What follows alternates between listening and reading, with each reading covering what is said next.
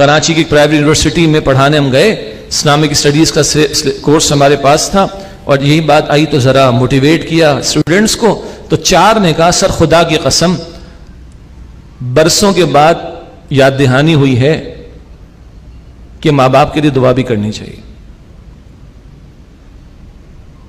آپ کو میں یہ مذاق نہیں کر رہا ہوں، 2007 سپٹمبر کراچی، اچھی بھری ایلیٹ کلاس کی ایک یونیورسٹی، اور وہاں اور ایکسیپٹ کیا انہوں نے، سر ہم تو بڑے ناہنجار ہیں ہم تو اللہ اس دن سے ہمیں بچائے کہ ہمیں کوئی مغربی تہذیب سے یاد دلائے کہ تمہاری بھی ماں تھی یا ہے، ایک دن منا لو، کون سا؟ مدرس ڈے۔ تمہارا بھی باپ تھا یا ہے، ایک دن منا لو، کون سا؟ Father's Day. نہ every day should be a Mother's Day, every day should be a Father's Day. یہ خاص بڑھاپے کے تعلق سے بات آئی، کیوں؟ وہ بھائی ہماری جوانی کا جوبن ہوتا ہے، ان کے بڑھاپے کی مجبوریاں ہوتی ہیں، ادھر تو اور توجہ اور صبر اور حوصلہ اور برداشت اور جھکاؤ اور نرمی اختیار کرنی چاہیے۔ اللہ مجھے آپ کو توفیق دے۔ ماں باپ حیات ہوں، اللہ کی زمین پر اللہ کی بہت بڑی نعمت۔ حضور نے کیا فرمایا؟ اللہ اکبر، اللہ اکبر۔ 2 چیزیں استاد محترم ڈاکٹر صاحب نے اس کا، ڈاکٹر اسرار صاحب نے تجزیہ کیا، یا تو اللہ کے گھر کو دیکھو تو اجر ہے، یا اپنے ماں باپ کو دیکھو تو اللہ اجر دیتا اس پر۔ اور حضور نے کیا اجر بتایا؟ ایک رحمت کی نگاہ ڈالو ماں یا باپ کی طرف، ایک مقبول حج کا ثواب۔ مقبول حج، یا رسول اللہ علیہ السلام، عرض کی صحابی نے، میں 100 مرتبہ دیکھوں؟ کہا دیکھو، اللہ کے خزانوں میں کوئی کمی نہیں، ماں باپ کو دیکھنا ہی اجر ہے۔ مقبول حج کا ثواب اگر ایک شفقت کی نگاہ ماں یا باپ کی طرف ڈالتے ہو، یہ حضور فرما رہے ہیں صلی اللہ علیہ وآلہ وسلم۔ خاص بڑھاپے کا ذکر کیا۔ کبھی جوان اولاد کی کھوپڑی میں یہ بات آتی، جی میں تو بڑا کوالیفائڈ ہو گیا، میں تو 1 لاکھ 1.5 لاکھ 2 لاکھ 4 لاکھ 5 لاکھ 10 لاکھ چند ہزار اتنا کما رہا ہوں، میں ماں باپ کو سپورٹ کر رہا ہوں۔ کیا کہتے ہیں ہم لوگ؟ میں اپنے ماں باپ کو سپورٹ کر رہا ہوں۔ ایک صاحب تشریف لائے حضور کے پاس، یا رسول اللہ یہ میرا باپ ہے، یہ مجھ سے پیسے مانگتا ہے۔ حضور نے فرمایا علیہ السلام، انت و مالک لوالدیک، تو بھی تیرا مال دونوں تیرے باپ کے ہیں۔ سمجھ آئی؟ تیری تنخواہ کیا، آج کی زبان میں کہوں، تیری لاکھ کی تنخواہ کیا، تیرے پورے وجود پر تیرے باپ کا اختیار ہے۔ اللہ اکبر کبیرہ۔ یہ ہے اسلام، یہ ہمارا پیارا دین۔ ماں باپ کا ٹھکانہ کوئی عیدی ہوم نہیں ہے، جائیے کبھی جا کر دیکھیے کیسے ماں باپ کے ساتھ ظلم ہوتا ہے وہاں پر، یعنی جو چھوڑ گئے ان ظالموں کی بات کر رہا ہوں۔ مجھے تو ہر دوسرے سال کسی ایک پروگرام کے لیے جانا ہوتا ہے اور بات چیت ہوتی ہے ماؤں سے، باپ سے۔ اللہ اکبر کبیرہ، اللہ اکبر کبیرہ۔ سنیے احادیث، حضور فرماتے صلی اللہ علیہ وسلم، ابن ماجہ کی روایت، تمہارے ماں باپ تمہاری جنت بھی ہیں اور تمہاری جہنم بھی ہے۔ ان کی خدمت جنت، ان کی نافرمانی جہنم کی طرف لے جائے گی۔ حضور نے فرمایا کہ جنت تمہاری ماں کے قدموں کے نیچے ہے۔ وہ بڑا اچھا ہوا انڈونیشیا میں ایک اسکول میں کروایا گیا، مائیں بیٹھی ہیں کرسی پر اور بچے ان کے پیر دھو رہے ہیں۔ اللہ اکبر کبیرہ۔ خیر، تو جنت تمہاری ماں کے قدموں کے نیچے ہے۔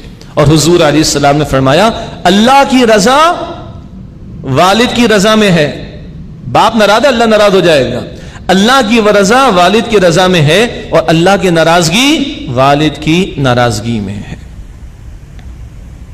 اور حضور نے فرمایا صلی اللہ علیہ وسلم، بلکہ وہ مشہور واقعہ، جبرائیل تشریف لائے علیہ السلام اور ممبر کی سیڑھی پر ایک قدم رکھا، اور حضور نے قدم رکھا، جبرائیل تشریف لائے، اور حضور نے کیا فرمایا تھا؟ آمین آمین آمین۔ کس بات پر؟ حضور نے فرمایا جبرائیل نے 3 بد دعا کی ہیں، تباہ و برباد ہو جائے وہ شخص جس کے سامنے رمضان کا مہینہ آئے چلا جائے بخشش نہ کرا سکے۔ اب تو کاؤنٹ ڈاؤن شروع ہو گیا، 16ویں شب ہے نا، آج 16ویں شب ہے بھائی، کاؤنٹ ڈاؤن شروع ہو گیا۔ اللہ مجھے اور آپ کو بھرپور محنت کی توفیق دے۔ تو تباہ و برباد ہو جائے وہ شخص جس کے سامنے رمضان کا مہینہ آئے اور چلا جائے اور اپنی بخشش نہ کرا سکے۔ امام الانبیاء نے فرمایا آمین۔ ایک بات کیا تھی؟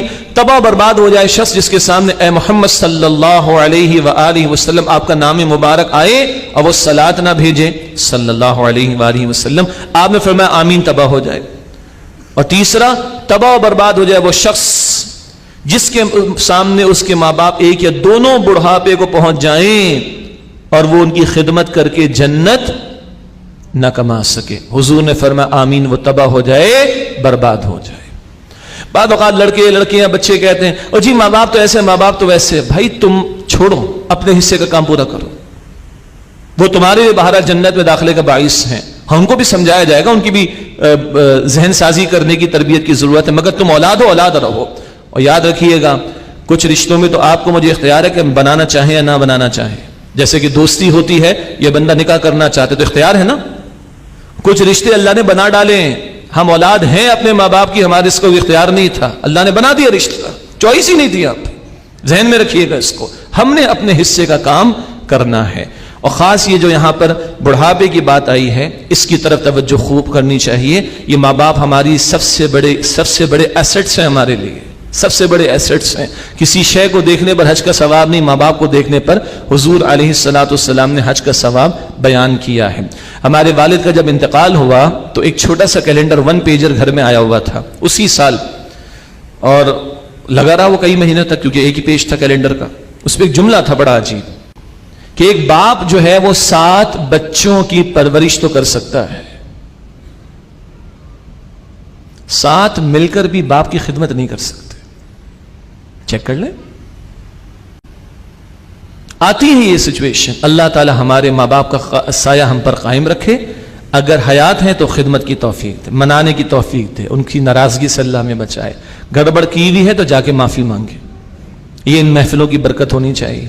گڑبڑ کر رکھی ہے، جائیں ماں باپ سے معافی مانگے، ماں باپ کو بھی پتہ چلے کہ صحیح جگہ جا رہے ہیں لوگ اگر گڑبڑ کی ہے. اور یہاں تو فیملیز آ رہی ہیں. بھائی جی ہمارے بھی بچے، آپ کے بھی بچے، سبھی آئے ہوئے، تو بھائی جاتے ہوئے سب نے سیٹل کرنے معاملات کو. اللہ کو ناراض نہیں کرنا، اللہ ناراض ہوگا اگر ہمارے ماں باپ ہم سے ناراض ہیں. اور ایک تلخ بات بھی یاد رکھیے، حضور نے فرمایا علیہ السلام چند گناہوں کی سزا اللہ دنیا میں دے دیتا ہے. ایک یہ ہے کہ ماں باپ کے ساتھ گڑبڑ کرنے والے کو دنیا میں بھی سزا ملتی، دنیا میں بھی سزا ملتی. اس کا برعکس کیا ہوگا؟ ماں باپ کی خدمت کرنے والا، ماں باپ کے ساتھ حسن سلوک کرنے والا، اللہ اس کو دنیا میں بھی نوازتا ہے. ایسی کئی مثالیں آپ کے سامنے بھی ہوں گی اور میرے سامنے بھی موجود ہیں.